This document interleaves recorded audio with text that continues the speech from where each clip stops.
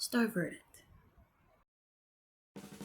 Am I the a-hole for snapping at a barista after she woke up my sleeping baby twice? The coffee shop near my house just reopened, so I went in for a coffee on my afternoon walk with my 9-month-old daughter yesterday. It wasn't busy, but because there was only 3 baristas, only 2 serving customers, working the service was slow. That's fine, I wasn't in a rush.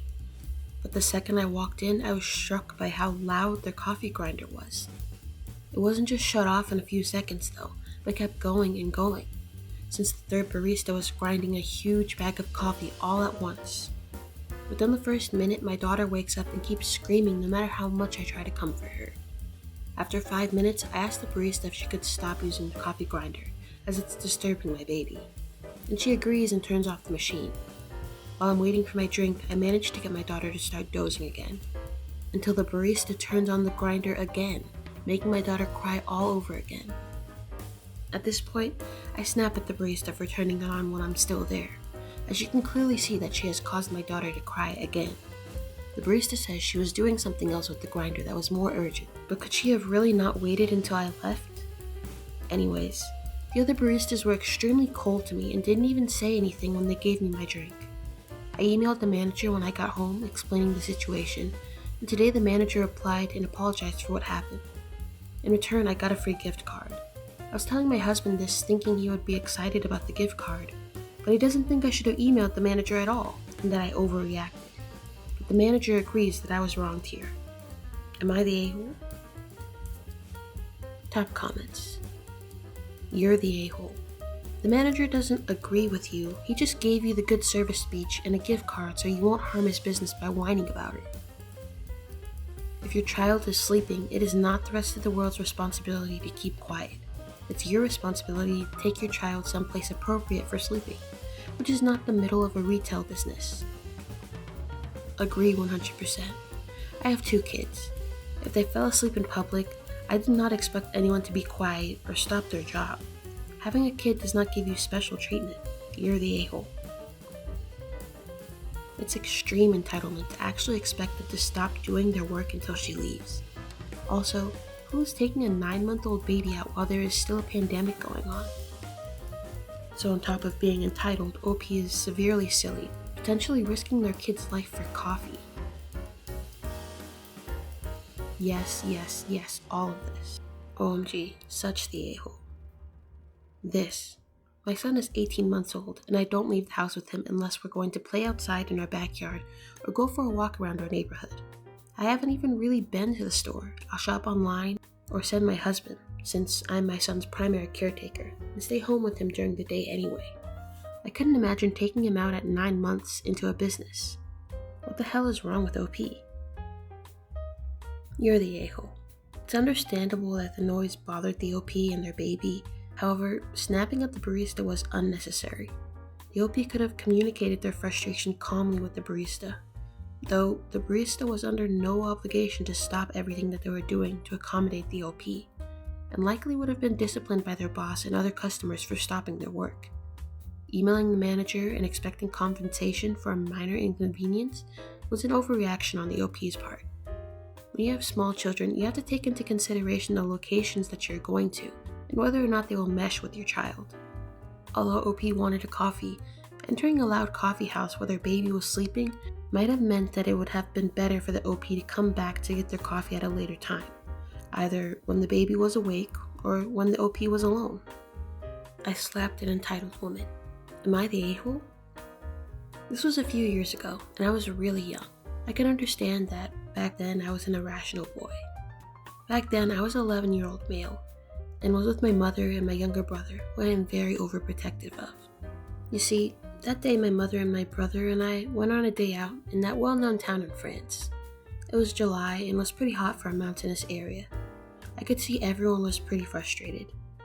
After a long day walking around, my mother left me and my brother in our car while she went to the shopping market to get some groceries. It was right next to the place where we parked, and she had done that many times before. This was France, and it was generally normal, so we were alone. It was quite busy, so we had one of the most convenient parking spots. We were just minding our business when a pregnant woman, about 40, with her daughter, who looked rather young, pulled up right next to us, blocking the one-way road. Keep in mind, this road was rather busy. She rolled down her window and started knocking on the back window. I, who had control over the car, rolled down mine. Immediately, she started giving us a pep talk like we were her children in French. She visibly saw we were confused, as I only spoke a little French. I'm English. Unfortunately, she knew English and started barking at us. Why are you parked there in a spot next to the supermarket? Can't you see I'm pregnant and clearly need this spot as my child and I want to shop? Remember, the spot we parked in was not for priority citizens, and we paid a pretty expensive fee to have it for that duration of time there, and that I was 11 and my brother was a fragile 9-year-old who got pretty scared. I responded, "I'm sorry, but my mom is away shopping in the supermarket and I can't do that." She looked at me, dead in the eye. "Okay, give me your mom's keys and I'll park you down the road where there are plenty of spaces." I was shocked, and my brother returned a shallow suggestion. "Then why don't you park down there?" The look on her face was turning red. She started yelling at him about his insolence and how he should respond with respect. The line behind her of cars kept building, and some of them started beeping loudly. She was blocking traffic. Then she got out of her car and reached to hit my brother in our car and to reach for the keys. I yelled, "Get away from my brother," and slapped her hand hard with all of my might. She started screaming, "What is your problem, you disgusting child?" and got to her phone to call the cops. I saw she had a small red dot on her arm. Unfortunately for her, my mom heard the commotion and ran out with her groceries. Her daughter was now crying, and there was a list of impatient drivers behind her. My mom, with the security, came out guns blazing. Not literally. The look on the woman's face was priceless. She drove away cursing at us in French. My mom kissed the now shaken brother and was angry at me for slapping a lady. I explained the situation and she was cross, but happy I protected my brother. Was I the a-hole? If I was, downvote. If I wasn't, upvote. I generally still don't know if I took it too far. Top comments. Not the a-hole. You defended yourself and your brother. Would your mama prefer you doing nothing and have a random woman grab the keys and drive the car with both of you in it? Wow, I wish I had that courage as an 11-year-old. Not the a-hole. I'm so glad you guys were found safe.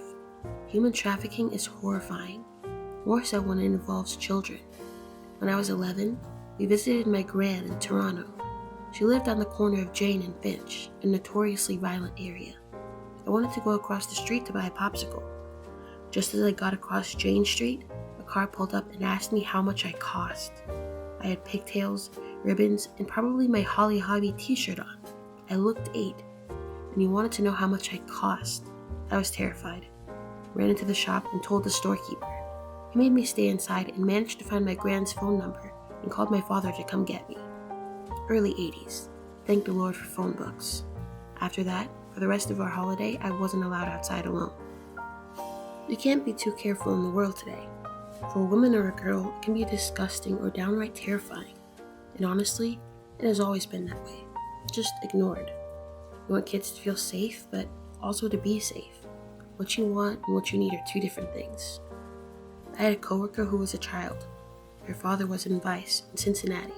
When she was walking down a city street with a friend, a car pulled up and a man asked for directions. Her friend went to the car to give directions and was yanked inside, and the car took off. My coworker hurried home, freaking out, and told her family. That girl was found a week or so later. It later came out a serial killer did it when she was traveling through the city on a whim. The girl and my coworker were 11 or 12. I don't remember which serial killer she said it was. It was in the 70s and before my time. But for the entire time I knew Tina, coworker, it affected her. She was a walking serial killer encyclopedia. Her dad, being in Vice in Cincinnati, she had access to a lot of information. She was obsessed. It was interesting talking to her. Work was never boring. Oh my gosh, how terrifying for her and so very, very sad for all the families involved. Not the a-hole. Opie was so smart for recognizing the danger in this situation. Not only was this woman entitled, but she was delusional enough to think it was okay to approach 2 children without their parent present. The woman also attempted to harm Opie's little brother, and even tried to get in their car. The OP was in a difficult situation where they felt their life was being threatened. and they saw the need to protect their younger brother from a potentially harmful situation. The OP's instinct to defend him by slapping the woman's hand was a natural response, given the strange and scary circumstances. It's commendable that the OP stood up for their brother and ensured his safety. As for the entitled woman, she's lucky her trip to the grocery store didn't end in handcuffs. Would I be the a-hole? Disruptive neighbors. I used to live in a quiet neighborhood at the top of a cul-de-sac, the entrance at the bottom of the longest road.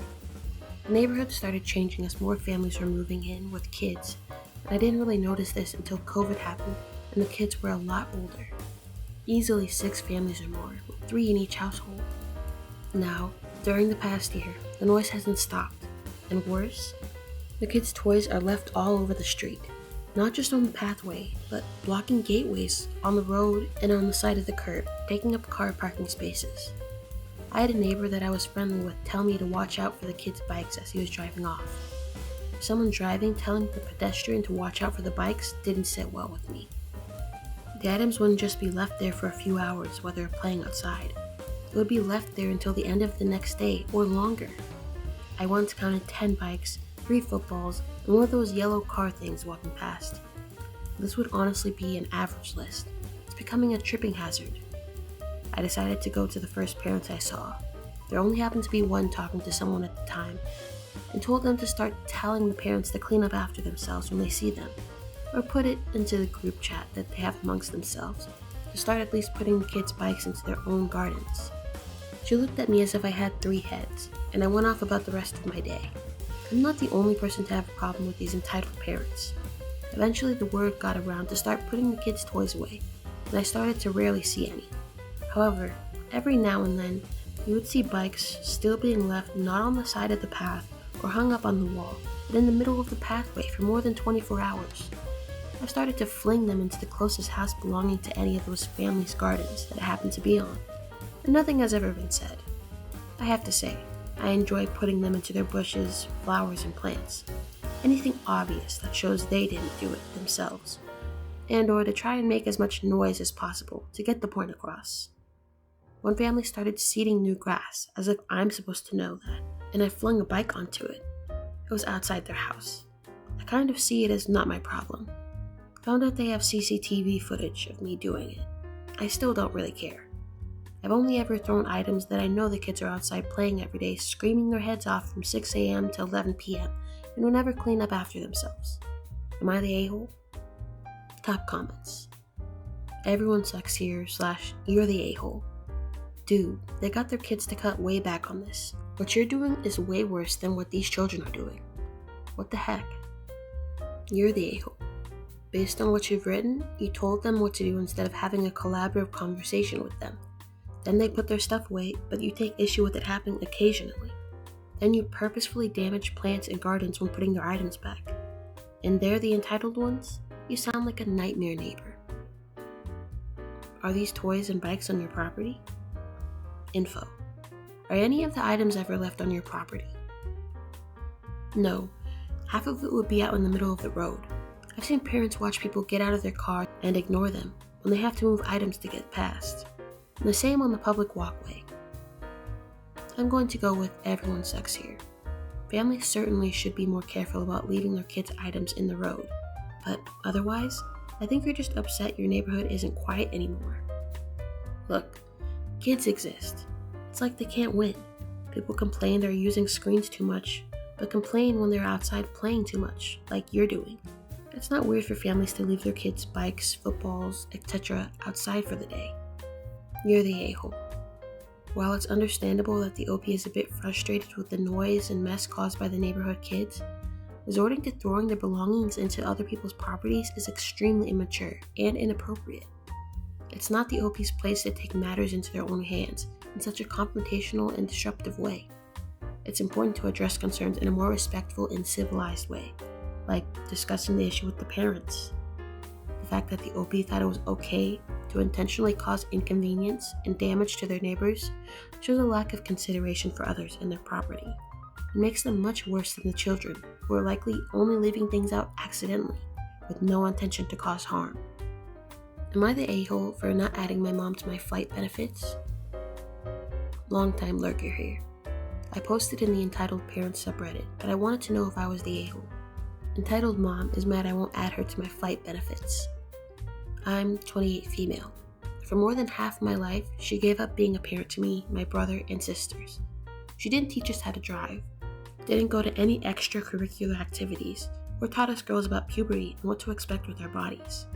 We literally had to learn these things from school or friends. She was always mean and angry. We couldn't ask to go anywhere and didn't have a good upbringing. I'm one of 6 kids. My twin and I are basically the only 2 that have done something with our lives. I currently work at an airline company and had to move up north. My mom was already living here, so it was a no-brainer to move in with her.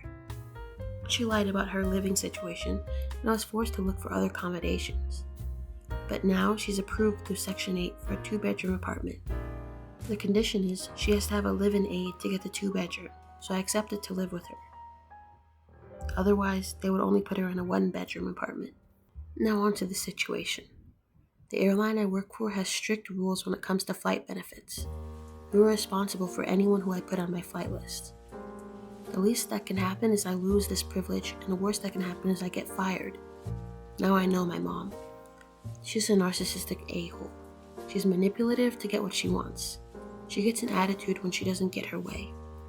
Right now, she's trying to manipulate me by bringing up what she did for us kids, which she was obligated to do since we were kids. We didn't birth ourselves. Now she's trying to throw in my face that she's letting me stay with her. It's all about her. She doesn't even care that I can lose my job if she goes off at the airport. She thinks I'm just being mean. Truthfully, I want to add her, but the slight possibility of something going wrong with the flight pisses her off, and I'm responsible, which scares me. I'd rather not add her, and won't. This is my livelihood. I just started this week and haven't used my own benefits. This isn't about her, but she thinks it is. I'll be moving out soon because she has always been like this. You can't ask for nothing without returning the favor, but this is a big request. Am I the a-hole for not wanting to add her to my flight benefits? Top comments. Not the a-hole. Just tell her that you can't add her to your benefits. Lie if you have to. Tell her you can't add anyone new until the next cycle, or that you can't add her because people used your buddy passes and didn't pay the fee. Make it high, like $5,000. And until it's paid, you can't add anyone else. Whatever you have to do, but do not add her if she will not be able to behave and follow the rules. That's what I'm gonna have to do. They're not even active yet. Trust me, I have lots of family who are flight attendants and have flown non-reservation many times. Anyone who can't handle changes of plan or things not going smoothly should not fly non-reservation, since you are flying standby. And with so many flights getting canceled these days, it is almost impossible to get a seat. Should be the last of the non-revs added, and will probably not get on ever. Another thing you can do is tell her you can try to add her, but whenever she wants to fly somewhere, tell her there are 0 open seats, and not to bother going to the airport. I thought of doing it that way, but she'll complain even more. Exactly. My dad worked for an airline, so I grew up flying non-reservation. You have to be super patient and super flexible. It meant being prepared to not get to go on your trip at all, or go and be stuck somewhere for a few extra days, or, on one occasion, having to get a 16-hour bus ride home instead. I was really lucky getting to travel so much. Enjoy the privilege and don't risk losing it by giving passes to someone if you don't know for sure they'll behave. You're the a-hole for living with her or in any way having her in your life. She's doing her best to drag you down to her level, and for some reason, you're putting up with it. Get out. If she needs help living somewhere, that's a her problem. You owe her absolutely nothing after the way she raised you. And go to therapy to learn the word no. She wants a 2-bed apartment and needs something from you? No. Flight benefits? No. I'm hungry? No. Get a job. You're going to cut the lights off? No. Cancel your cable and you'll save even more money. She wants to go on vacation using your flight benefits to screw up your job when she inevitably misbehaves? Haha. No. I'm blocking this number. Not the a-hole. It's completely understandable that the OP doesn't want to add their mother to their flight benefits, considering her history of not being very involved in the OP's life and being manipulative in order to cause conflicts. The OP's job and livelihood are at stake. It's crucial that the OP prioritize their own well-being and professional responsibilities. It's not the OP's obligation to grant their mother access to these privileges, especially when she doesn't seem to grasp or care about the potential consequences it could have on the OP's career. OP's decision to prioritize their own stability and protect themselves from their mother's emotional manipulation is 100% justified. Am I the a-hole for taking my good friend and her 2 kids on vacation with me instead of my sister and her kids, even though she said she needed the break? This happened when I was 24, and my sister is still pissed about it and thinks I was the a-hole. I just want to see if I am or not. Long story short, I won a raffle at my job for an all-expense-paid family vacation. It wasn't a super fancy prize to Disneyland or anything crazy. It was just a nice 3-day stay at this little beach house inn place. It was for 4 people. I asked my new BF at the time to go, but he couldn't because of school. I told nobody I won, but when I came down to visit my family for the weekend, my sis was there with my niece/nephew, who are the 2 brattiest kids I've met thanks to sis not disciplining them ever. I love them, but she lets them get into everything and never watches them unless someone, me or our mom, yells at her to get off her butt and watch them. Visiting is always a chore because I end up watching them to give our mom a break. It's pathetic. I considered inviting them to come before I arrived. The longer I was there, the more I hated the idea. By the time I was packing up to go home, I knew I wasn't inviting them. She dumped them on me the entire time, like usual. And I knew if they came, it would turn into me babysitting them while she had a vacation. So I didn't mention it. Next day, I told my friend Megan, because she has 2 kids, older than Sis's kids and very well behaved. And she's a single working mom who could use the vacay. I offered to invite her along if she would pay for the gas to get us all to/from there, and she happily agreed. We went, had a blast. I got a pretty good tan, we ate lots of buffet food, and did fun family-type activities all weekend before coming back.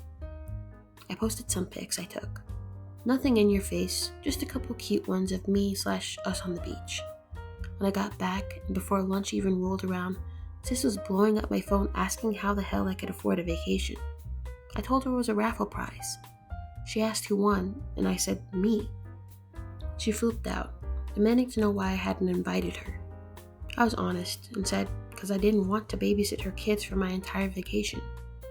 She called me an a-hole, said I knew she needed a vacation, and then hung up on me. Later, Mom called asking why I promised my niece/nephew I'd take them on vacation. I said I never told them I would. Turns out Sis told them we were all supposed to go on vacation, but I ruined it, and now they couldn't. So they sobbed all day. I explained my side, and Mom said I was mean to not invite my sis/niece/nephew. But she dropped it after I said I wasn't babysitting my whole vacation. I could have invited them, but I just didn't want to. Sis thinks family should come before friends. Am I the a-hole? Edit. To those feeling sad for my niece and nephew for getting lied to about a vacation, it's all good. I took them to this kid's place the weekend after my vacation. They ate pizza, played arcade games, got to climb this huge indoor jungle gym thing, and even rode a couple kiddie rides. They had a blast. They forgot all about the beach. Edit 2. To those saying, you should have just lied and said you saved up for the vacation. If I did that, then my sister, who thinks I secretly make 6 figures at my above minimum wage job, would have started hounding me for who the hell knows how long for a loan that I wouldn't ever get back, even if I could afford to give it. It was a lose-lose situation. Edit 3. OMG guys, I didn't force my friend to pay for all the gas like some jerk. She paid for the gas and I paid for everyone's food and drinks to/from the vacation. We stopped and got breakfast on the way, got lunch on the way back.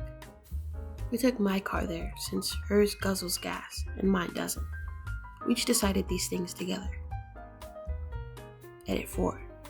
A bunch of people DM'd me and said I should post this on the Entitled Parents sub, so I decided, why the hell not? Figured, if nothing, it'd give a few more people an alright read. Top comments. Not the a-hole. Your sister lied to your family to get them on her side because she knew your reasoning for not taking her was legitimate. Screw your sister. You don't need her. If she wants to stay mad at you for her inability to be a parent, then she can stay mad. You do you. Live your best life. Plus, from the way it sounds, you gave Megan a well-deserved vacation. Megan and my sister have very similar situations, which I find unfair because, unlike my sister, Megan did everything right and shouldn't have to bust her butt working multiple jobs to support her kids. Her husband was a piece of trash, and I hope you saw the pics of us on vacation with her living her best life. Heck yeah, not the a-hole. Megan sounds like a great friend with great kids that you want to go on vacation with. Your sister is the person who has kids you would only want to be around on rare occasions. Parents who refuse to parent suck, because it makes everyone else miserable trying to parent their kids for them and putting up with the chaos they create. Not just that, but those kids grow up to be a-holes who think the world should revolve around them, because it did for their parents, didn't it? And everybody always paid attention when they were bad, so they just keep it up until their teen years and adulthood. Not the a-hole. It's the OP's prize, and they have the right to decide who they want to invite on the vacation. Their sister's constant lack of responsibility, watching her own children, and expecting others to take care of them is not the OP's burden to bear. It's understandable that the OP wanted to enjoy the vacation without the added responsibility of babysitting, because looking after someone else's kids the entire time completely cancels out the vacation part of the vacation and turns what should be a fun trip into an on-the-road daycare. The OP made a thoughtful decision to invite their friend, who could truly benefit from a break as a single working mom. It's unfortunate that the OP's sister lied to her children and created false expectations, but ultimately it was her own doing, and the OP was even nice enough to take their niece/nephew on a little trip afterwards. The OP has the right to prioritize their own well-being and enjoy the prize they won without feeling obligated to cater to their sister's demands. Am I the a-hole for not letting my sister walk down the aisle at my wedding? Throwaway, because family members have read it. I, 29 female, am getting married to the love of my life, 30 male, in a few months. We were high school lovers and childhood friends. He's truly my best friend and everything I want in life. However, we both decided to wait until we were well off to be married so we could have our once-in-a-lifetime magical moment. My sister, Stacy, 21 female, got married at 19 to someone who I like but I'm not super close with. They were together for 5 months before he proposed. Their wedding was rushed and half our family couldn't even make it because of how soon it was planned and set up. It was small and just in a courtroom. No dress, party, etc. Just a legal wedding. However, my wedding is around $19,000 and we haven't even finished everything. It took us ages to set everything up and save. Stacy recently came up to me while coming over. We're close and have dinner once a week at my place, and asked if she could walk down my aisle and meet her husband so she could feel like a bride. I laughed and asked if she was serious, and she was. She claimed she never got her magic moment and she just wants to feel special once. But it's my wedding and my special day. She had hers. Stacy claims it will only be between us and it won't take away from me. Then I asked what she might wear and she showed me pictures on her phone of wedding dresses. Hard no for me. She then asked again in front of my fiance, and I think it was an attempt to pressure me. He laughed and said no, thinking it was a joke, like I did the first time. My mother and Stacy's husband say I'm being an a-hole because Stacy still isn't rich, so she can't afford another wedding, even if she wanted one. But neither are me and my future husband, we just planned for years. I just wanted one day for myself, but maybe I'm blowing it up because she never got the bridal experience. Top comments. Not the a-hole. There is no conceivable universe where her walking down the aisle on your wedding day at the location of your wedding wearing a wedding dress will be just between the two of you and not detract from your day. It's rude of her to even ask. Edit to add, if she wants a special moment, she is free to plan her own vow renewal event where she wears a wedding dress and has all her family, etc. If she was just going to wear a nice dress and walk before me and stand beside me and her husband, I'd probably have no problem with it, or at least let her do it. But I feel like she's just trying to use my wedding as a free event for her. That would be nice of you, but given how much work planning and orchestrating a wedding is, and how much money, it should really be about you. That's what my fiance keeps reminding me of. But I just feel guilty since I've always been able to afford more than my sister. Job at 16, saving money, etc. Meanwhile, she only worked after college, which was fully paid for by our parents, while I had to get by on scholarships. So I guess I just want to help her out since she really couldn't afford a big wedding. Stop right there. Your parents paid for her college and you had to figure it out yourself? Sorry, OP. Your parents have a clear favorite, and it's not you. Doesn't sound like you've had a lot be about you in your whole life. And your wedding is the one day it should absolutely be all about you. Don't feel guilty. None of this is your responsibility.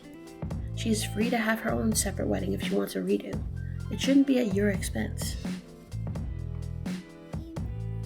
When I was in college, my parents weren't well off. But when my sister was, my grandmother had passed and left a large sum of money to my parents and sister. My grandpa's the one who helped pay for my college when I desperately needed food or books. So your sister has always had more, just given to her without working for it. You had to work for everything you have, and now she's demanding what's yours too? Not the a-hole. If you said yes, you'd just be making her more entitled, and she sounds plenty entitled. I can't believe your mother wants you to share your wedding, which you paid for, when your sister already got an education for free when you paid for yours. She's making it clear she values her more. Obviously, the OP is going to want their wedding day to be a special and unique experience, especially after planning and saving for years to create the wedding of their dreams, which is a significant investment of time and effort. The OP's wedding day should be a reflection of their own desires and preferences. While it's unfortunate that the OP's sister didn't have the wedding she envisioned, it's not fair for her to expect to recreate her bridal experience at OP's wedding. The idea of her wearing a wedding dress and potentially overshadowing the OP's special day is ridiculous and beyond entitled. It's essential for the OP to set very clear boundaries so that their sister does not get the impression that this type of behavior is okay or acceptable. The OP should communicate their feelings honestly to their sister, emphasizing that they've been looking forward to this moment for a long time. There may be other ways for the sister to feel included and cherished without taking over their wedding day. That would be up to the OP to decide if that's something they want to include. The sister could have also chosen to celebrate her marriage in a separate event where she can have the experience she wants. Ultimately, it's essential for the OP to prioritize their own happiness and ensure that their wedding day remains a meaningful and memorable occasion for them and their partner. Am I the a-hole for screaming at my husband and his sister to get out of my kitchen? My husband's sister, 38, lives with us and our kids. I'm well beyond fed up with her being here because of food issues. That's the only reason. So basically, every single time I make food, his sister will come in and doctor up the food I'm making to her liking. Like, I made steak and shrimp the other day, like Applebee's. And she waited until I left the room to put a full stick of butter in my shrimp. That was already done. And when I came back in, she goes, "I'm pretty sure that's the taste you were looking for," and completely ruined it. It was trash. Or whenever I make spaghetti, she will start dumping sugar into the sauce, to a point of sweet spaghetti that me and my kids outright refuse to touch because it's nasty. Every single time that she can get away with it, she's doing something to the food. Anyways, my husband has started doing the same thing. I went to make homemade mac last night and cheeseburgers. I went to the basement to the chest freezer to grab the veggies I needed. When I came back upstairs, my husband was putting canned chicken into the mac and cheese. He knows the kids absolutely hate the taste of that. And his sister was pushing blocks of blue cheese into the partially cooked burgers. I asked what the heck they were doing because I've told them so many times to stop messing with the food. Neither of them had any good excuse other than, "We were just helping." I flipped out and told them to get the heck out of my kitchen. Both of them told me I was overreacting, etc., etc. The thing is, I've openly asked my sister-in-law to cook several times and she won't. But she won't stop messing with the food I'm making. My husband cooks often, and I don't care if he screws with food he makes, but it royally pisses me off when my cooking is messed with, and he knows that. Am I the a-hole? Top comments. Not the a-hole. Especially considering they're just making your job harder by making your food inedible for your kids. Your sister-in-law has overstayed her welcome. Work out a policing program with your kids and make it fun. Make homemade sheriff badges and get them an air horn. Teach them what you're doing so they learn how to cook, and if they want to be inventive, they can add stuff with your guidance. Every time you have to leave the kitchen, they are on guard and get to blow the air horn if your husband or a sister come into it, even for a drink. They have lost their kitchen privileges while you are cooking because they have no integrity or respect for your work. Teach your kids those words too. If the food gets tampered with, you and the kids will go out for food. Your husband and his sister get to eat whatever they messed with. I know the budget may be tight for this, but I think if you did this calmly for at least 3 times, the message will get across. Between Chipotle and some other of the healthier fast food options, it shouldn't be too bad for the kids. If your husband complains about the waste, it was his choice to be passive-aggressive and not respect what you know your kids like, and make it inedible in the first place. If you have a good relationship with your in-laws, maybe you can get them on board. Even better, maybe you go on vacation, just you and the kids, and let the siblings figure it out on their own. Edit. Thanks for the replies, both positive and negative. Some of the negative had thoughtful feedback, which I appreciate. The ones that just whined, you know who you are. This is the most replied to comment I've ever had. Clarifications. I do not know the age of the kids, but I'm imagining them at 9 and 11. Regardless, I think they should be asked if they want to please, stand up for boundaries, because it's their food and their father, which is the most egregious part. If they don't, then mom can leave the minute the food is messed with. They can choose to learn to stand up for themselves or support their mom on handling it in a calm way. Mom fills them in on the leaving for dinner elsewhere plan, and they help keep watch. For those stating using kids as pawns, I'm surprised how many do not see that the father is the one already making them pawns. Regardless of his reason, whether petty joking or his own passive-aggressive way to say he doesn't like his wife's cooking, he's force-feeding his children things they don't like. If his kids learn not to trust him around basic things like food, he's setting up a lifetime of a broken relationship. Kicking the sister-in-law will not solve this, even though she instigated it. The goal is to confront the situation with calm and fun reinforcement, so hopefully the sister-in-law and dad can reset and realize how awful they are being. There were 5 divorces between my 2 parents before I finished college, and no one ever confronted anything in a way to reset and allow the love back in. After my dad's last divorce and I needed to start doing more of the holiday cooking, I just laid down the new law that my mom and her parents had to welcome my dad so we could all celebrate together. I didn't have the time or money to have 2 Christmases. After some grumbling, it worked. They could find commonalities to have fun around again. If sister-in-law leaves and this isn't resolved, I see a future of estrangement.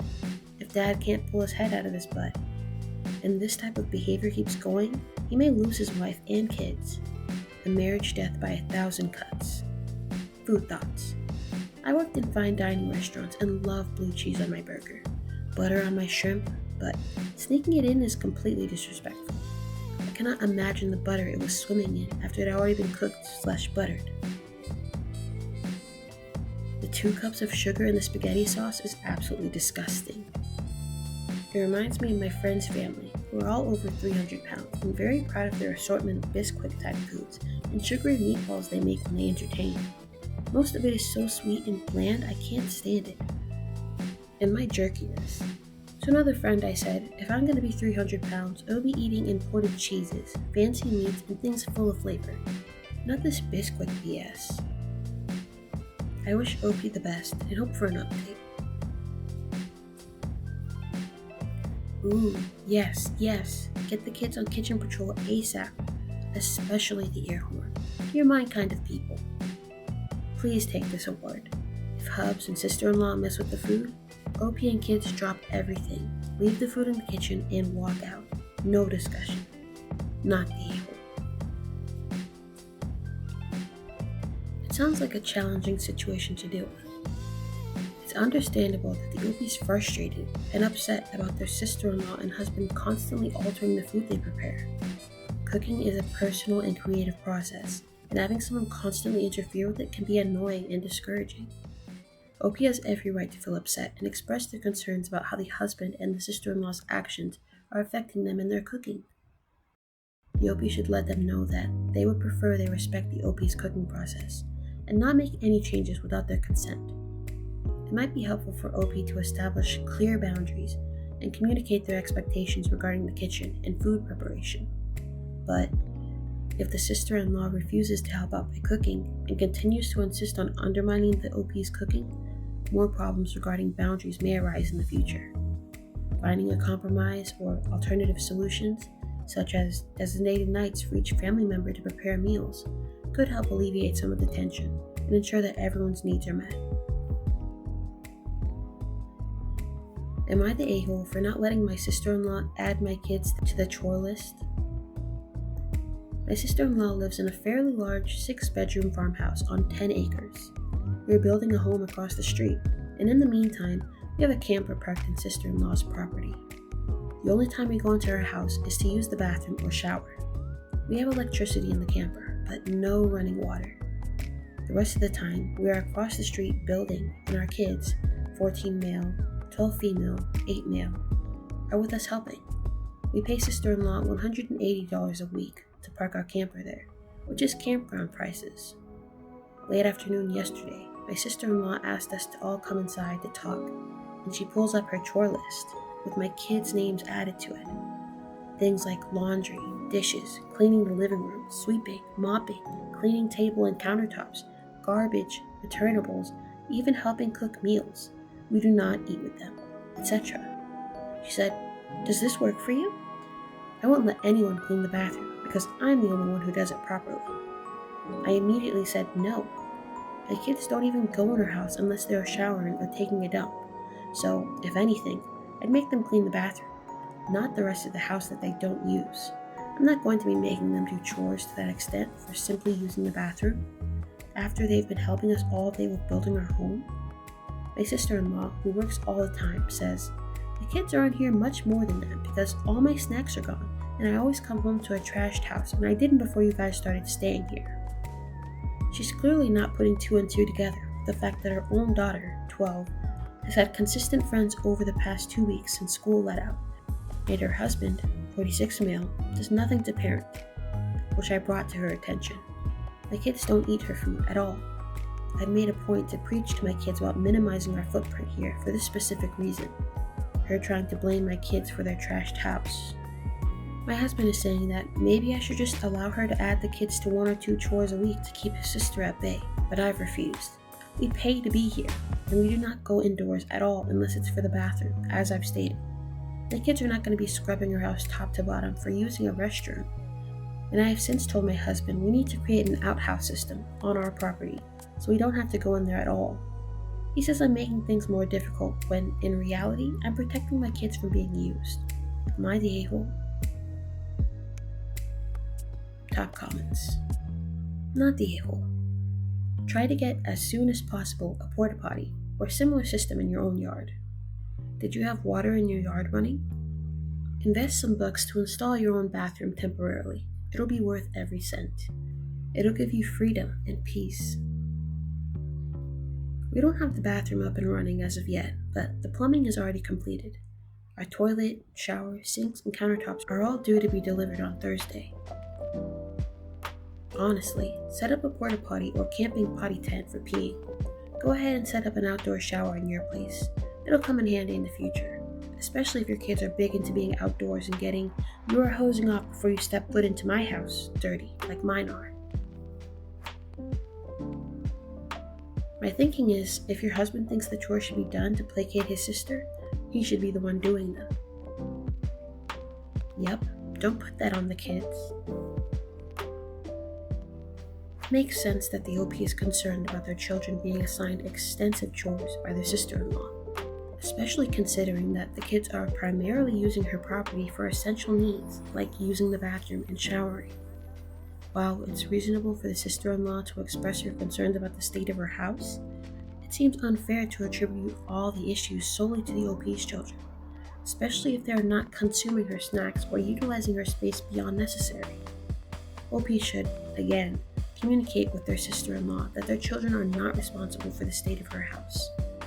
The OP's suggestion of creating an outhouse system on their property to avoid using the sister-in-law's facilities altogether is a practical solution that would help minimize any potential conflicts and allow their family to maintain their own space and independence during this temporary arrangement. If avoiding the house entirely doesn't resolve the issue with the sister-in-law, I would suggest that the OP stay at a campground for the remainder of their house's building process, since the OP is already paying campground prices to the sister-in-law anyway. In the end, the OP needs to prioritize the well-being and comfort of their children, and the husband should be backing them up in this situation.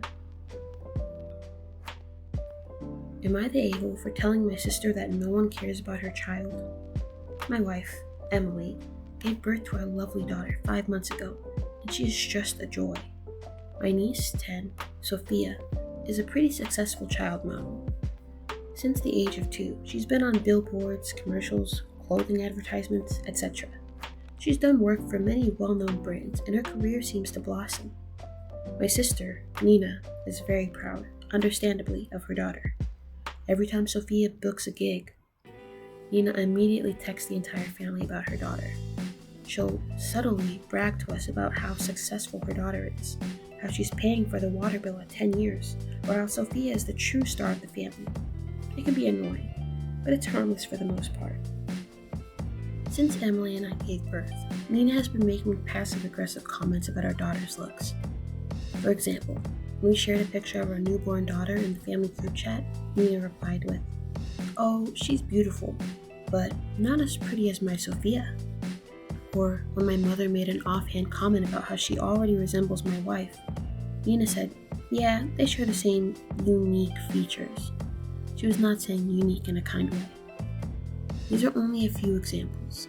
For the most part, I've been able to brush these off. It's not worth something starting a big fight over. Nina and Sophia came over last weekend. Now, I've been a bit distant from Nina since I've had my daughter. Her comments about my daughter's appearance and passive-aggressive digs at my wife have not sat right with me. However, I thought to extend an olive branch, since she really wanted to see her daughter. We had a chocolate cake for dessert.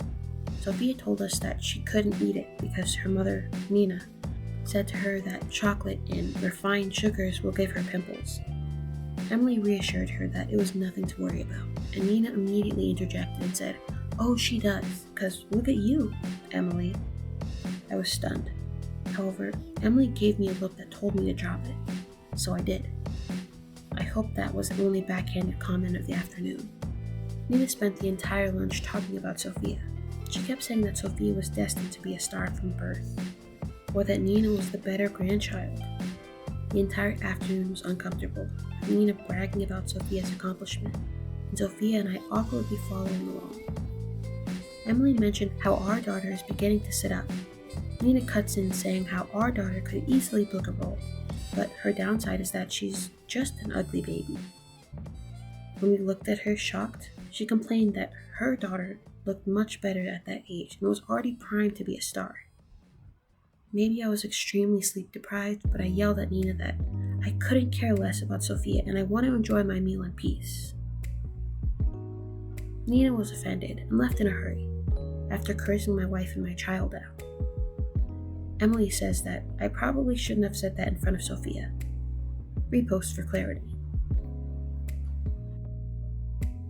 Top comments. Everyone sucks here. Your sister is an absolute freaking monster, but saying that you couldn't care less about your niece in front of her is also absolutely insane adult behavior. It's poor judgment on your part to have let this go on so far that you snapped to the point of insulting a child in front of her. Your sister is absolutely the bigger a-hole, but that doesn't make your behavior okay. Not only that, but she bragged about using her child to pay for her water bill. Who profits off their child instead of setting up a trust for them for when they turn 18 and get to use their money that they earned, not the disgusting loser mother? Do you know the series iCarly? The teen star Jeanette McCurdy recently wrote the autobiographical book I'm Glad My Mom Died, which is about her getting exploited by her mother from the age of 6 up.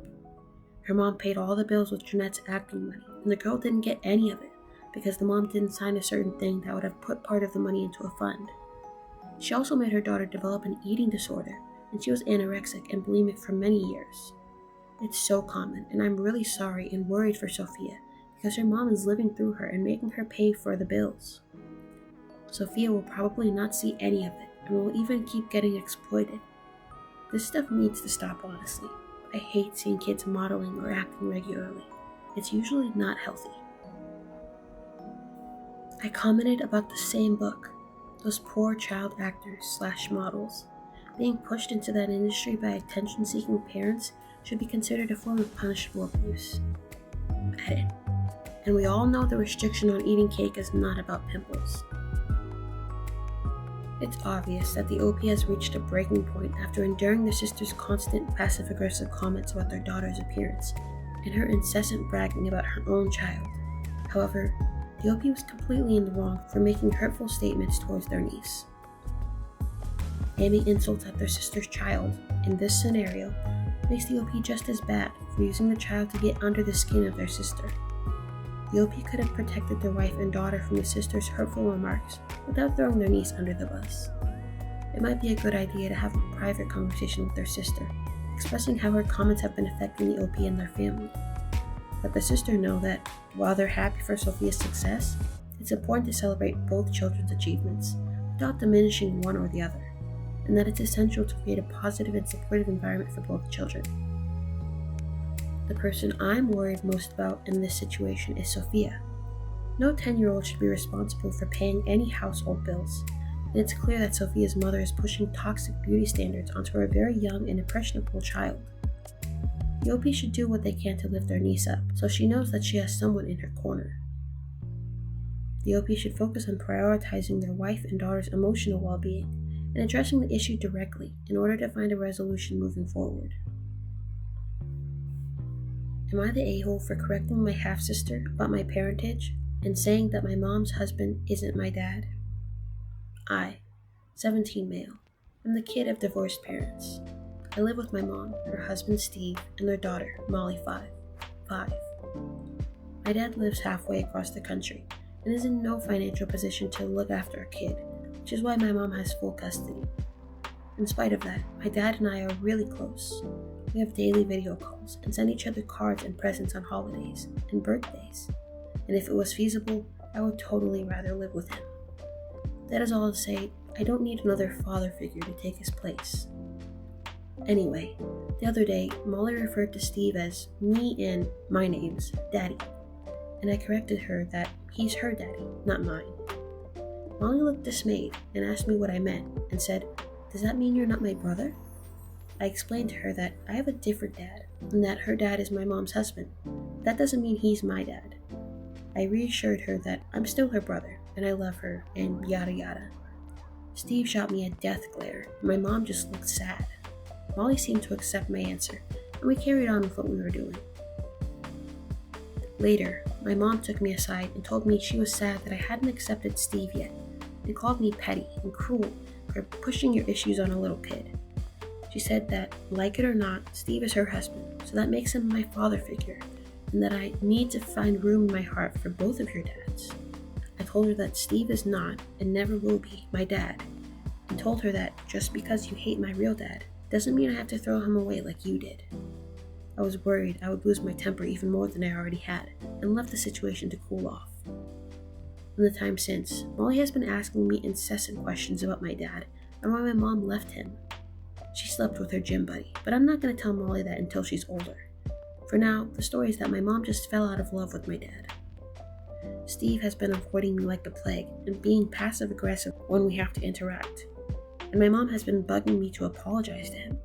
She's also been trying to find excuses for me to skip my video calls with my dad, but I'm not going to ever do that. Still, I'm worried I may have opened a can of worms I won't be able to close. Am I the a-hole? Top comments. Not the a-hole. You're never the a-hole for wanting to maintain your biological parent in your life. And the other parent and or step-parent is always the a-hole for forcing false closeness of the relationship. The "my step-parent tries to force me to acknowledge them as mom/dad" genre is probably a solid 5% of Am I the A-hole posts. I don't know what the problem is with these dudes. If I ever became a stepdad, I'd just be like, treat me as an uncle. I'd be good with that. I'm like a fun aunt / old family friend to my stepkids. It suits all of us. I've never understood step-parents who push a relationship that the kids don't want. Totally agree with you. My stepkids call me Cookie, which I think is great. Neither their father nor I have forced any of the kids to do anything. Rather, they have all been allowed to take the lead in defining our relationship where I'm concerned. I love that. They know I'm not here to take the place of their birth mom, but I think it has made all of us closer. As for OP, my heart breaks for you, that you're being forced into your mom's vision of the relationship she wants you to have with your stepdad. It really makes me mad to see parents disrespecting their children by not encouraging their own children's relationships with the children's other birth parent, just because the one parent has issues with the other parent.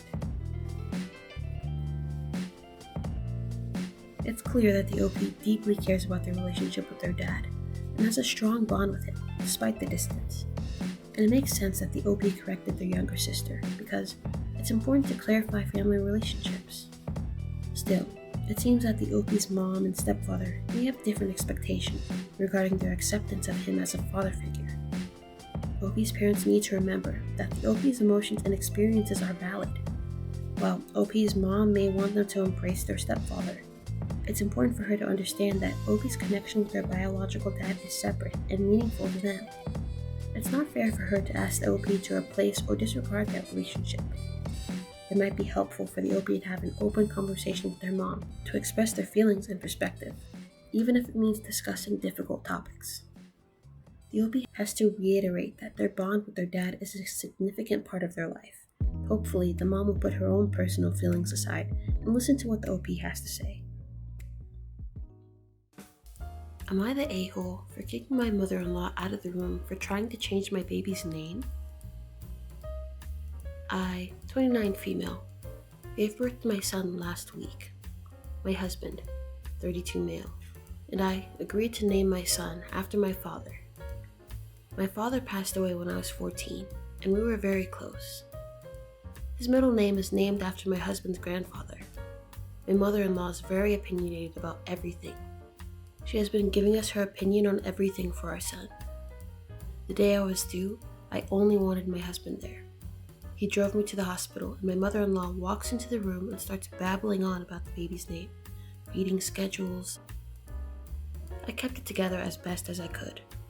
After my son was born, mother-in-law was trying to talk my husband into convincing me to change his name. She asked the nurses if she could legally change his name. She even went as far as to accuse me of controlling my husband into his name. I yelled at her to get out of the room, and we would not be changing his name.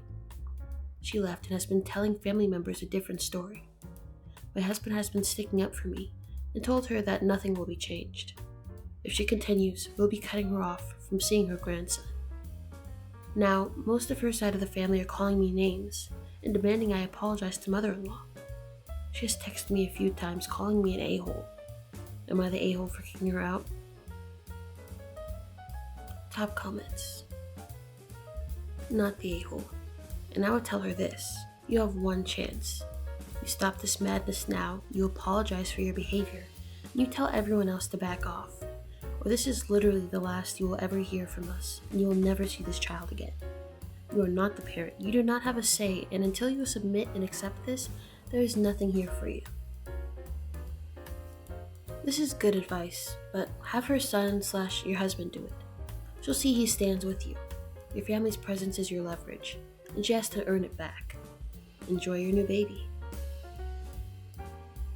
How did mother-in-law even know OP went into labor and was going to the hospital?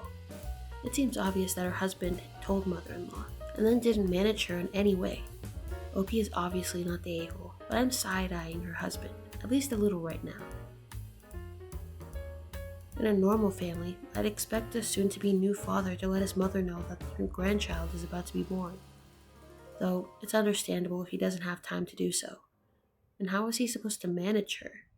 The mother-in-law's behavior, as described, is atrocious, but I don't see any evidence that the husband did anything wrong.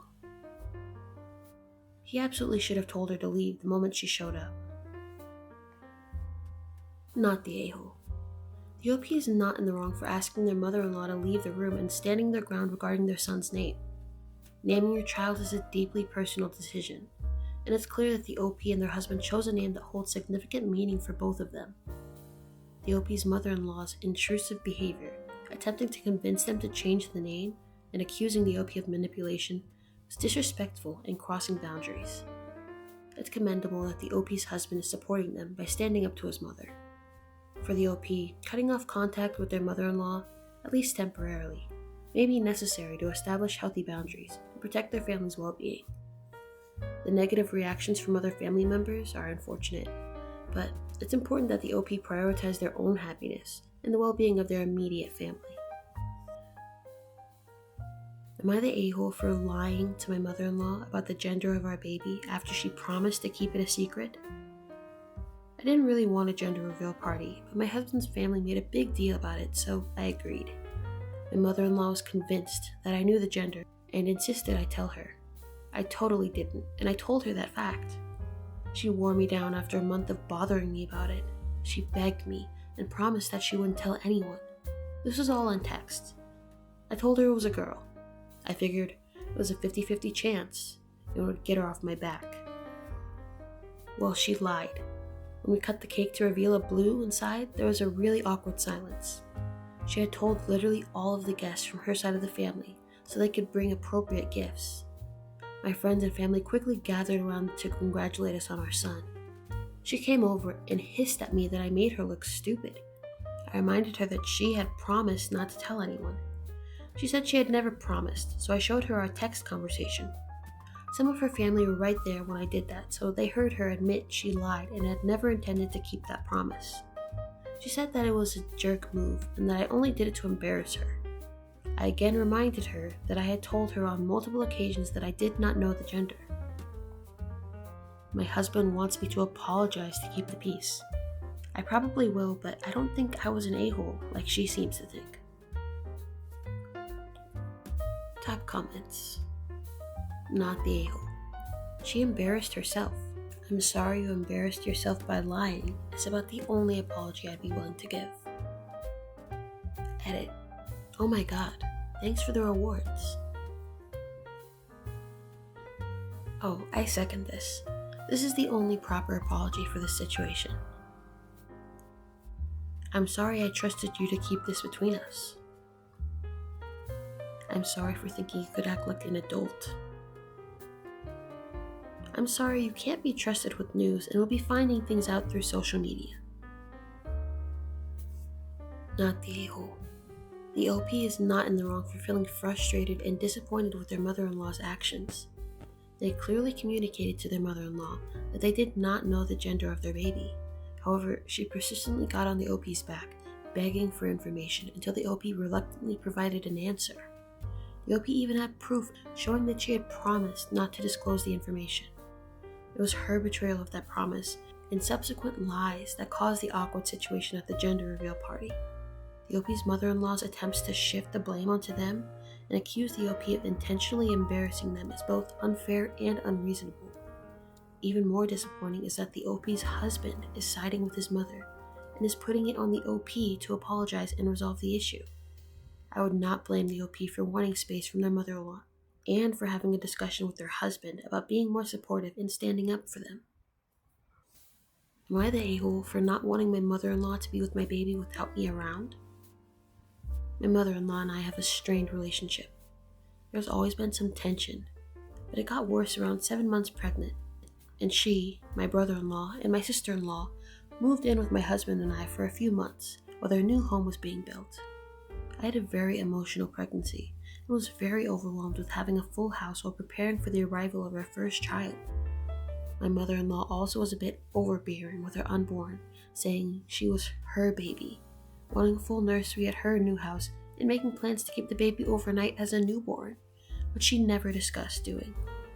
A lot of tension built up between my brother-in-law and mother-in-law because I was emotional and reacted irrationally to the smallest things. After I gave birth and was myself again, I apologized to my brother-in-law, and he completely understood, and we've been great since. When I apologized to my mother-in-law, she wasn't as forgiving. She was still a bit overbearing as well, just being overall very possessive towards her. Unfortunately, for the first couple of months, our baby was very attached to me since I'm a stay-at-home mom and I'm with her every day. Every time anyone would hold her, mother-in-law included, she would kick and scream and cry. After a couple of times, my mother-in-law stopped interacting with her. Now that our baby is older, she's 1 now, she doesn't react in that way. She's allowed my mother-in-law to hold her without getting upset. Now my mother-in-law wants more one-on-one quality time with our baby to bond. The issue is, my relationship with my mother-in-law has gotten worse, and it is clear that she still does not like me. On numerous occasions, I have apologized for how I acted when I was pregnant, and I've tried to reach out to hang out and mend our relationship, but she has declined invitations. We have a family vacation coming up, and she mentioned she hadn't gone shopping for it yet. I invited her to go shopping with my husband and I, and she replied with, "I'm going to watch the baby." And then I replied, "I thought you said you need to go shopping too." I asked her again if she wanted to come with us, and she declined. My husband wants to drop our baby off at her house while the two of us go shopping, which I thought was weird because we usually all shop together. He eventually told me she specifically wants to spend time with our baby alone and doesn't want me there. This upset me. It made me feel like she genuinely doesn't want a relationship with me. I told my husband I'm not comfortable with dropping our baby off with someone who doesn't like me and most likely doesn't respect me. And if she wants to spend time with our baby, I would rather us all be together. Once we mend our relationship, I'll be more open to it. Just to note, I have never denied her time with our baby. The 3 of us usually go to her house and hang out for a couple of hours whenever she asks us to. But my husband says I'm getting in the way of their relationship and I'm weaponizing our baby. Am I the a-hole? Top comments. Not the a-hole. What is it that she wants to do with the baby but feels she can't do with you there? To me, that's concerning. Your husband sounds a bit enmeshed with his mother. Plus, weaponizing the baby? Bet we all know where hubby picked this stuff up. Mother-in-law equals crazy, stay clear. Hubby equals no spine, sad. Not the a-hole, obviously. Bet we all know where hubby picked this stuff up. Yes, he picked it up from a lifetime of indoctrination and training from a manipulative parent. Funny how "don't blame the victim" never applies to men. Don't blame the victim would apply if we were talking about the husband's childhood. When the victim is actively enabling and perpetuating abuse, the rules change. People don't really like to talk about it, but abuse is cyclical, and when people are raised thinking an abusive dynamic is normal, they are likely to perpetuate it as adults. You can't dismiss that under the guise of not blaming the victim. Sure, the husband could learn and grow and realize that he's acting badly because of how he was raised, but right now he's perpetuating and enabling bad behavior towards his wife and child. Well, you know this guy is an adult and a father. He's a victim of his mom, but he's also responsible for his own actions. Same for women. Being a victim doesn't give a free pass for this BS to the end of his life. Not the a-hole. It's understandable that the OP feels uncomfortable with the idea of leaving their baby alone with their mother-in-law, especially considering the strained relationship between the two of them. It's important for the OP to prioritize the baby's well-being and their own comfort in this situation. The OP's concerns about wanting to be present during their baby's interactions with their mother-in-law and mending the relationship before considering separate bonding time are 100% valid. It's not fair for their husband to accuse them of weaponizing their baby. The OP is simply expressing their concerns and seeking a compromise that feels right to them. It may be helpful for the OP to involve a neutral third party, such as a counselor or therapist, to facilitate productive discussions and help rebuild their relationship with their mother-in-law and their husband. Am I the a-hole for confronting my mother-in-law about her behavior towards me? I, 32 female, have been married to my husband, 34 male, for 5 years, and we have a 1-year-old son. My mother-in-law, 62 female, lives in another state, but she visits us a few times a year and stays with us for a week or so. We have generally had a good relationship, although I have noticed that she can be critical and controlling at times. Recently, my mother-in-law came to visit us for the first time since our son was born. was excited to see her and hoped that she would bond with our baby. However, things did not go as I had hoped. From the moment she arrived, my mother-in-law started making comments about how I was doing everything wrong with the baby. She criticized my feeding, burping, diapering, and even the way I held him. She also insisted on taking over whenever the baby cried, even when I was trying to console him myself. She would snatch him out of my arms and say things like, "Let me show you how it's done," or "You're not doing it right." I tried to ignore her behavior at first, but it started to wear on me. I felt like she was undermining my confidence as a new mom and making me doubt myself. I also felt like she was disrespecting me as the baby's mother and not trusting my abilities. I talked to my husband about it, and he agreed that his mother was being overbearing and that we needed to set some boundaries. So, one evening, when my mother-in-law was criticizing me for giving the baby a pacifier, I decided to confront her. I calmly told her that while I appreciated her help, I felt like she was being too critical and not respecting my role as the baby's mother. I also said that I would appreciate it if she could give me some space to figure things out on my own and only offer advice as I asked for it. My mother-in-law did not take it well. She accused me of being too sensitive and not listening to her expertise as a mother of two. She also said that I was being unfair to her and trying to push her away. Things escalated from there, and we ended up having a heated argument. My husband tried to mediate, but it was clear that both of us were too emotional to have a productive conversation. My mother-in-law ended up leaving early and said that she was hurt by my behavior. Since then, things have been strained between us. My mother-in-law has been calling my husband and complaining about me, saying that I am a disrespectful daughter-in-law who doesn't appreciate her. My husband has been trying to be neutral, but I can tell that he is torn between his loyalty to his mother and his support for me. I feel like I did the right thing by standing up for myself, but I also regret the way things turned out. I don't want to have a bad relationship with my mother-in-law, but I also don't want to feel disrespected and undermined in my own home. I'm wondering if I could have handled the situation differently, or if I should try to apologize and make things right. So, am I the a-hole for confronting my mother-in-law about her behavior towards me? Or did I overreact and cause unnecessary drama? Top comments. Not the a-hole. Your husband is though. Mama's boy tells you she's being overbearing but won't say it to her face, then cuts you loose and stays Switzerland. That's some BS.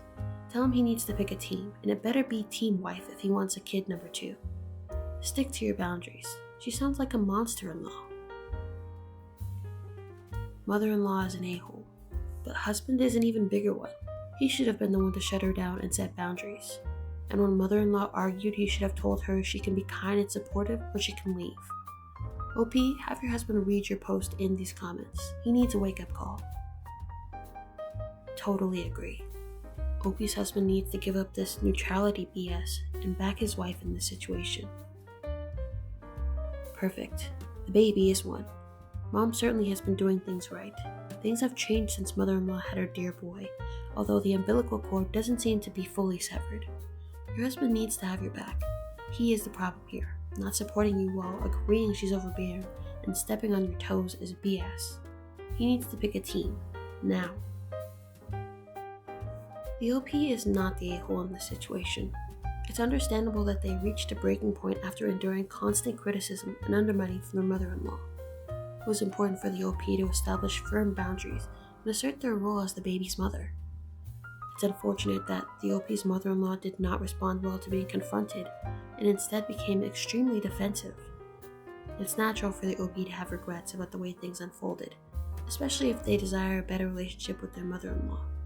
However, it's crucial for them to remember that they, as the mother, get to set boundaries and prioritize their well-being. The OP's husband needs to stop being neutral and stand up for the OP, who is their wife and the mother of their child. The OP's husband should not stand by idly and watch his mother tear down his wife's self-esteem.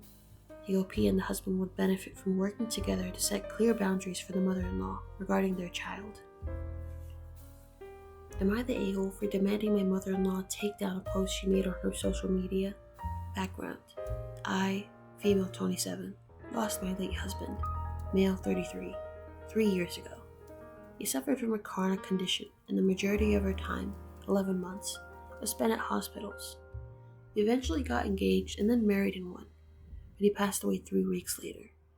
So much happened in such a short time, and it all just left me devastated beyond measure. I have a good relationship with his family, though they are still in contact with my late husband's ex, who left him after being together for 6 years because she couldn't handle it when his condition got worse. My late husband dealt with mental health decline because of it, but clearly my in-laws had forgiven her. They even allowed her to attend the funeral, and also gave her some of his belongings and keepsakes. I'm friends with mother-in-law on Facebook. Earlier, I came across a post she made on her Facebook account congratulating my husband's ex for her newborn baby, then announcing that the baby was named after him. I couldn't believe it. Mother-in-law acted as if the ex was his wife, and this was his child. I called mother-in-law to ask her about it, but got no answer. So I went to her house, brought up the post she made, and told her how uncomfortable it made me. She acted like what she did was normal, then went on about how her husband's ex is like a daughter to her. Again, I told her how this made me feel, and asked her to take the post down. She refused. I got upset and said that she was being disrespectful of me as her son's wife, and told her to take it down. She got defensive, saying that my husband's ex did all she could to be there for him, and that it was okay that she felt she couldn't handle the situation anymore and broke things off with him peacefully. She said that it's just a name and that I had no business even mentioning it, much less start an argument about it, and dictate what she should and shouldn't post on our feed. She also said that, yes, other people loved and cared about my husband too, and that I should get over it. I called her insensitive and delusional, which caused her to tell me to leave her house. I returned home feeling horrible. My father-in-law just called to try to speak to me, but I don't feel like talking since I know what he's going to say already, and how he'll take his wife's side on this. I feel enraged, honestly. We were fine. We'd call and visit monthly. Now we're having this falling out, and it's just horrible. Am I the a-hole for my reaction? Was I wrong for this? Top comments. You're the a-hole. I'm sorry for your loss, but you knew him for less than a year and were married for 3 weeks. That was her son for 33 years. She's a grown woman and can mourn that loss of her child however she chooses. She's right. If it bothers you, then read the post and look the other way. You have no right to tell a mother how to handle the memory of her son, not to mention yelling at her in her home uninvited. Even the ex knew him for 6 years. Yes, she's the ex. Cruel and left him during his weakest point, but that doesn't mean she didn't love him once or even after. It just means she wasn't strong enough to watch him wither away before her eyes. We don't know the circumstances. He died at 30 and would have met his ex at least 7 years prior to that. The ex could have started dating him at a very young age and stuck around as long as she could to not hurt him out of guilt, or simply because she thought she could be a caregiver forever. That's a pretty heavy situation and a big commitment for someone in their late teens or early 20s, and they were not married. I believe Opie mentioned in a comment on one of their other posts, the ex and the husband had been friends since high school actually. We're missing some massive chunks of information. While it is understanding that the OP would feel uncomfortable seeing their late husband's ex being congratulated and the baby being named after him, their reaction and behaviors were unreasonable. The OP confronted their mother-in-law aggressively and demanded that she take down a post on her own Facebook feed, which is an overstep of boundaries. It is not the OP's place to dictate what others can and cannot post on their social media accounts. The OP's mother-in-law's explanation about her relationship with their late husband's ex and her perspective on the situation may be valid to her, even if it differs from the OP's. Calling the mother-in-law insensitive and delusional was disrespectful and escalated the situation further. It would be better for the OP to have a calm and respectful conversation to express their feelings and seek understanding, rather than resorting to confrontation and name-calling.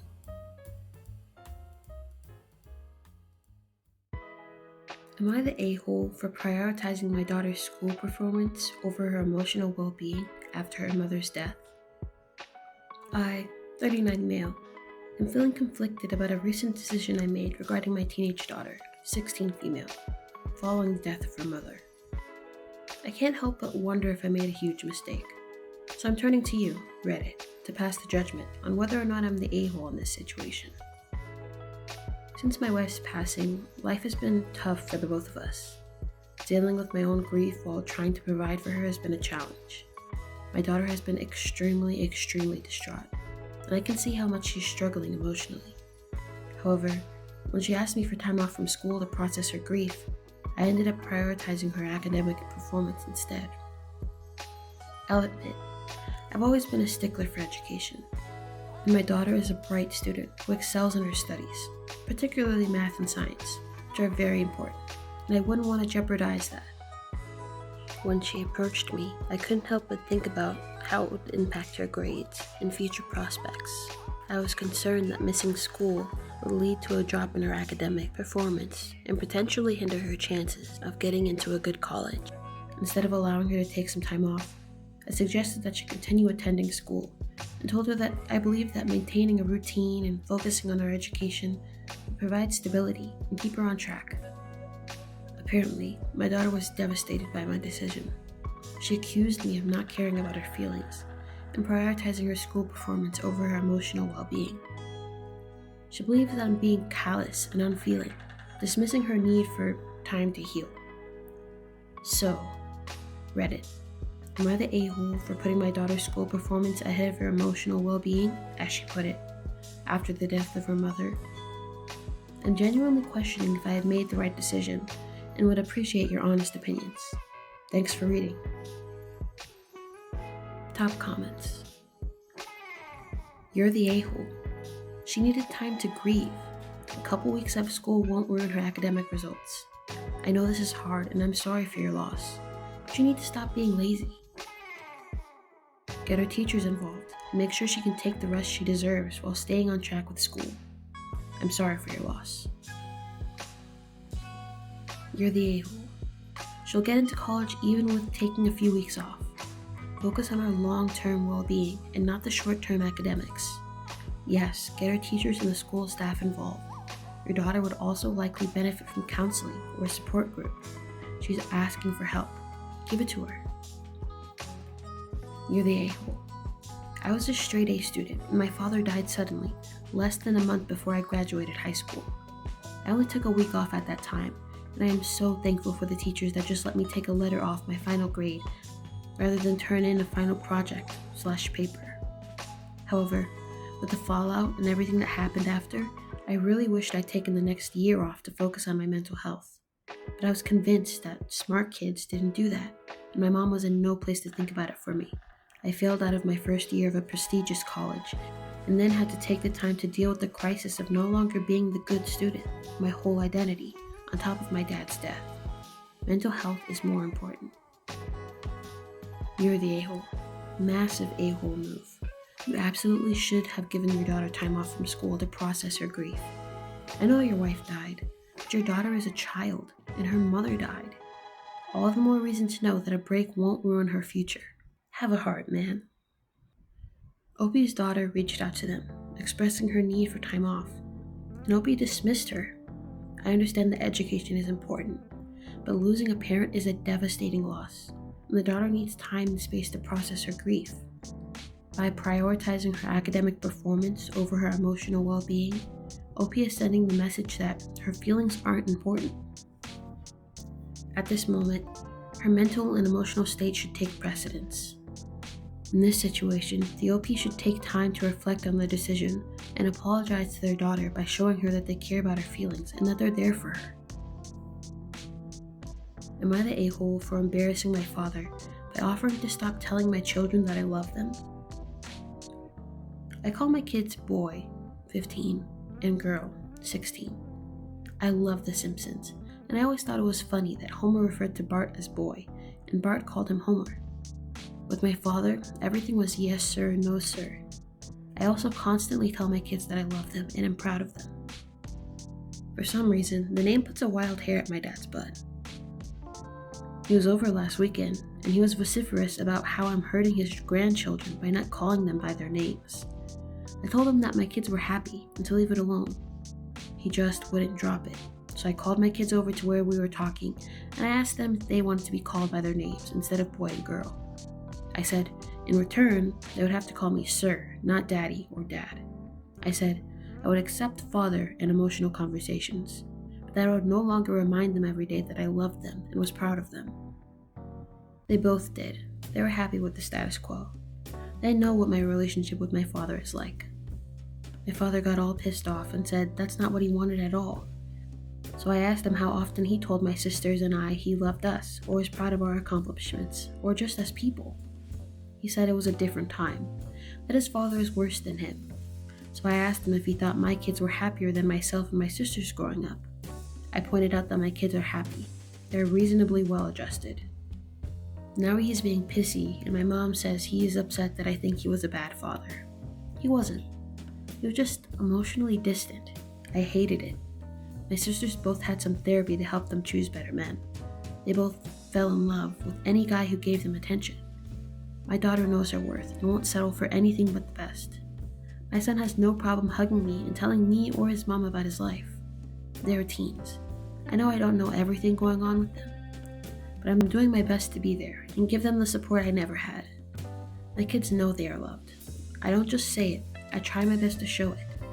My dad thinks I'm being an a-hole for pointing out where he didn't do great as a father when he tried to criticize my parenting. Top comments. You're totally not the a-hole for that interaction with your father. Where you might be in dicey territory is the parenting choice of using your children as props and threatening, even in jest, to withhold affection.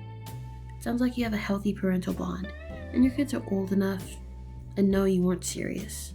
But if they had any ambiguity about that, then you'd be an a-hole for causing it, just to illustrate a point to your father. I would say everyone sucks here, because of how he framed the question to his children. He didn't say, "Hey, are you okay with me calling you boy/girl, or do you prefer your actual name?" He said, "I'll call you by your name, but in return I won't love you as much." Which is really weird. Maybe the kids do want to be called their actual names, but OP keeps pulling stuff like this.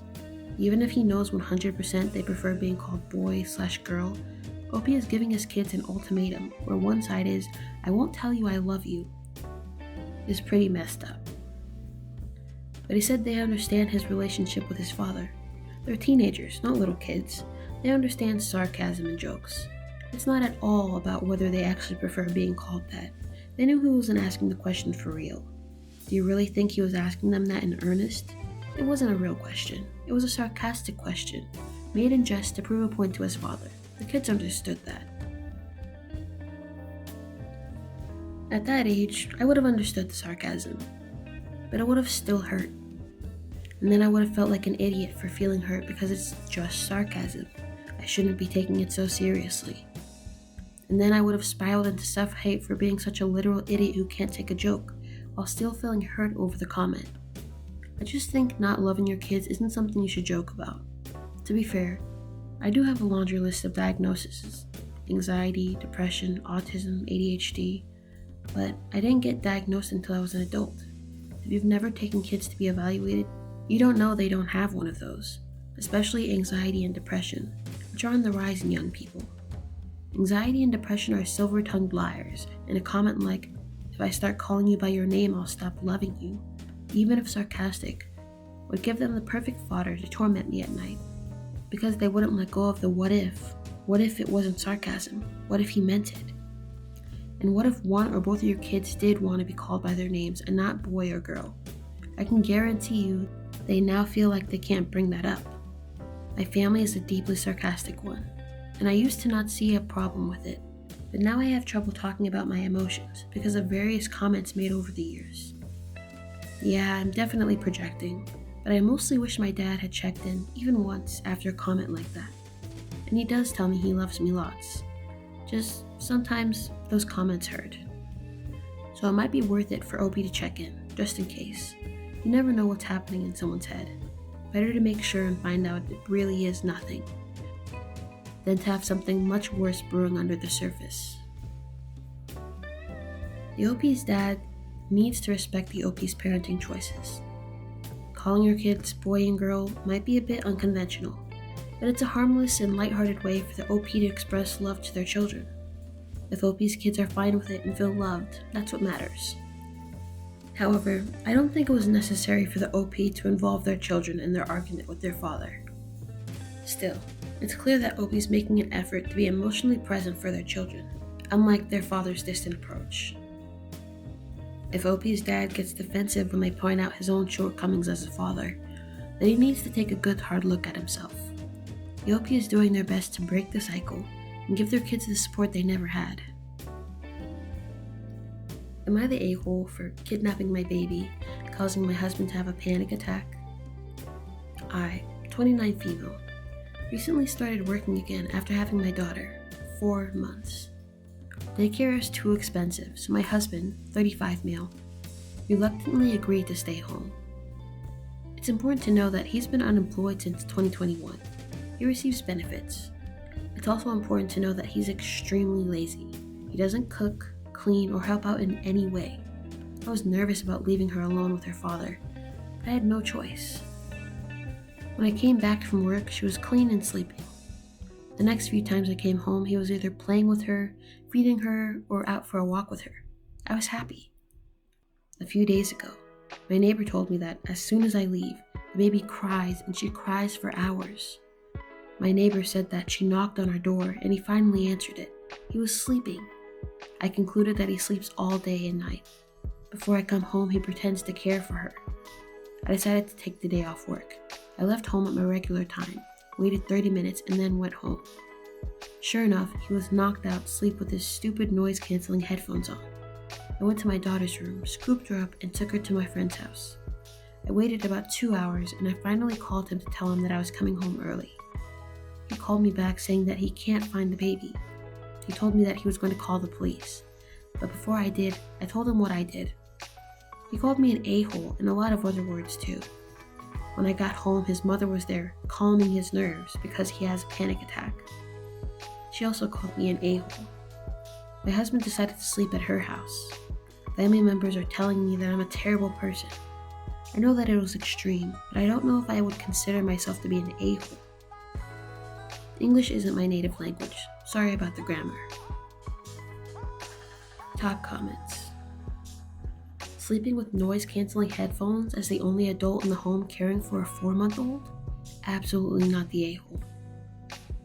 Yeah, I hate those stupid things. He wears them all the time, spent money we don't have on them. You are lucky your neighbor told you and didn't call CPS, because this is neglect, and dangerous. I'd divorce my husband over this, period.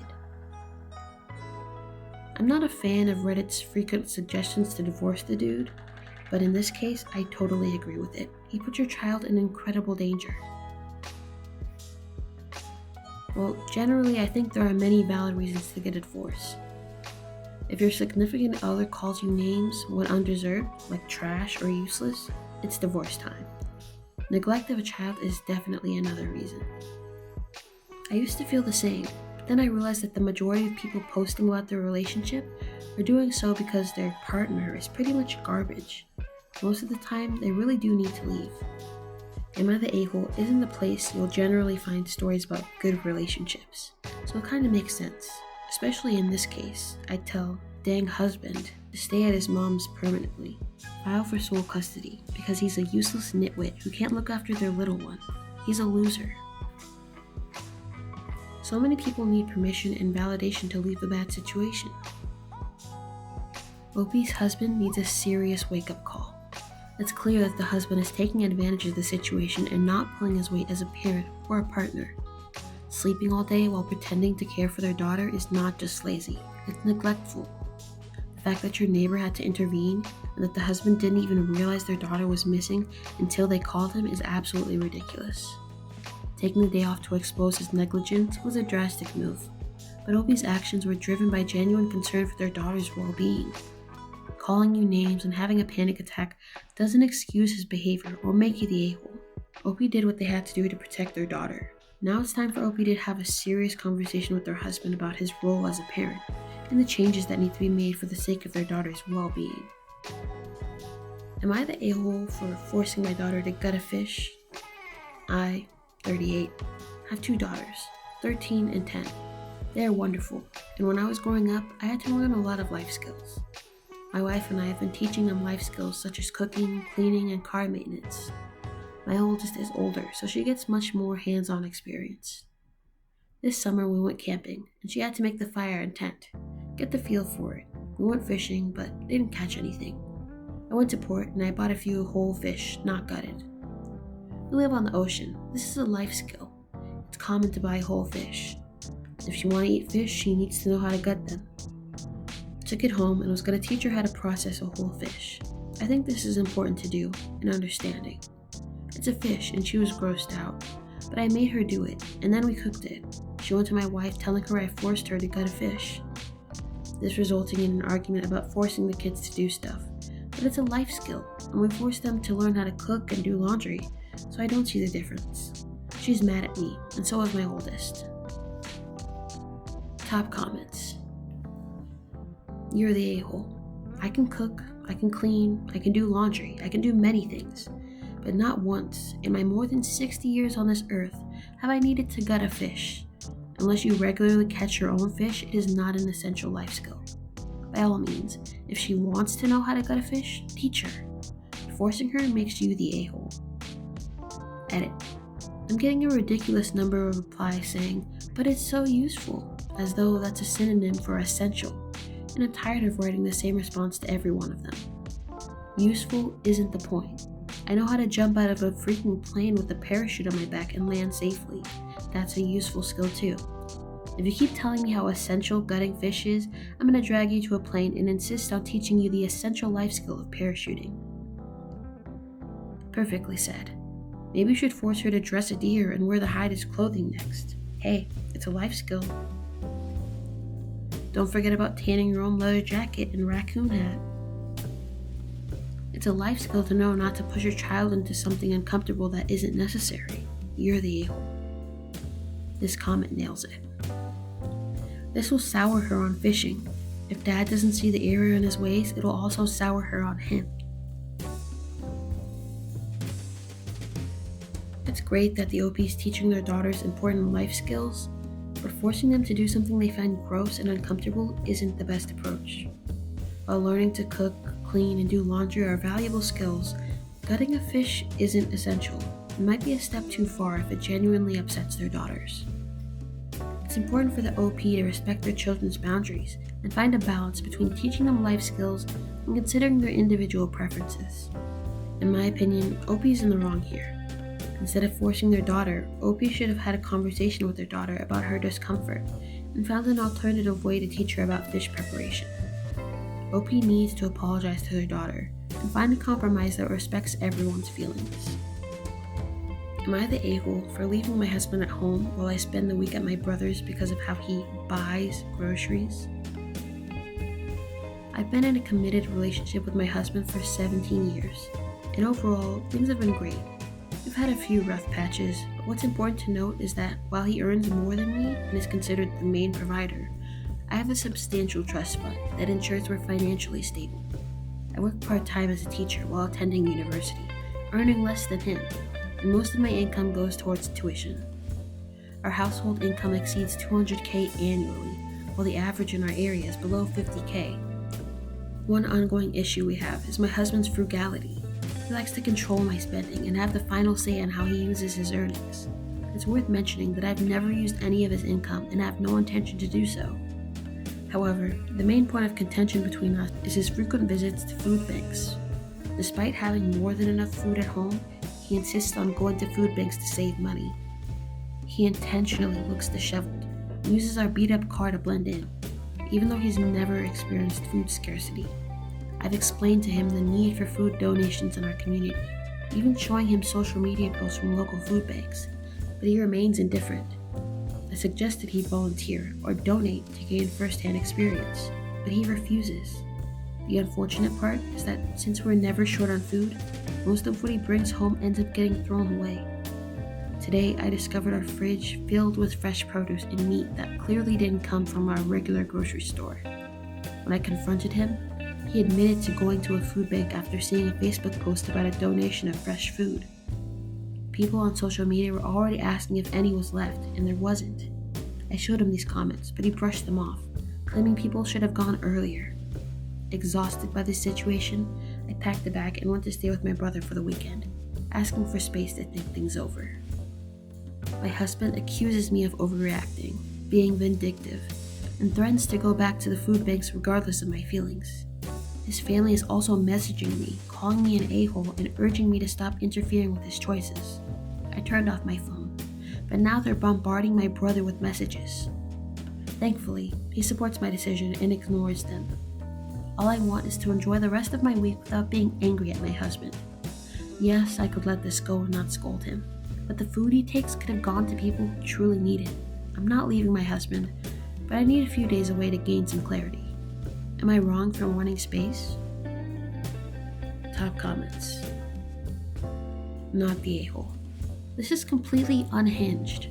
A man making $200K while married to a woman with a trust fund going to a food bank is unacceptable. I couldn't live like that. I also couldn't live with someone controlling how the money was spent. You are absolutely not wrong to want space. I would want permanent space. I imagine there's some kind of food insecurity or trauma around food in the husband's past that makes him essentially steal food that he doesn't even need. I know it's not legally stealing, but ethically it is. I'm wondering what his early childhood was like, whether either of his parents were addicts, whether food was readily available, etc., etc. I would make counseling a condition of any return home. He can afford it, and it might help save the marriage, not the a-hole. Some rich people would do this not out of poverty or trauma mindset, but out of a wealth hoarding mindset.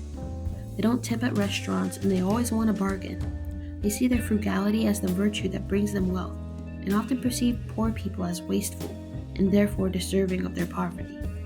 If his family is like this too, they probably think that taking from a food pantry is resourceful in an Ayn Randian way, where self-interest is the only rational way to live. Oh yes, that could be true. Especially his comment about how the real poor people didn't get the food fast enough. I didn't realize this when I made my original comment, but I think OP said her husband grew up wealthy. I imagine there is some kind of food insecurity or trauma around food in the husband's past that makes him essentially steal food he doesn't even need. Or maybe he's just plain greedy and selfish. That's not uncommon, and often has absolutely nothing to do with trauma. No, the OP is not wrong for wanting some space to gather their thoughts and gain clarity. Their husband's actions are beyond questionable and morally bankrupt. The husband's behavior, despite having more than enough food at home, is unnecessary and disrespectful to those who genuinely rely on food banks. It's important to prioritize those in need, not take resources that others could benefit from. His indifference and refusal to understand the impact of his actions demonstrate a lack of empathy. Taking a step back and seeking clarity is a reasonable response. It's concerning that the husband's family is not understanding OP's perspective and instead bombarding them with messages. This issue goes beyond just the food banks. It's about respect, empathy, and responsible use of resources. Thanks for watching, and let me know if you agree with the verdicts down below. Also, consider checking out my other channel, Star_Vingart, where I post my artwork, and my Etsy, StarVingartCompany, where I sell my art prints and stickers.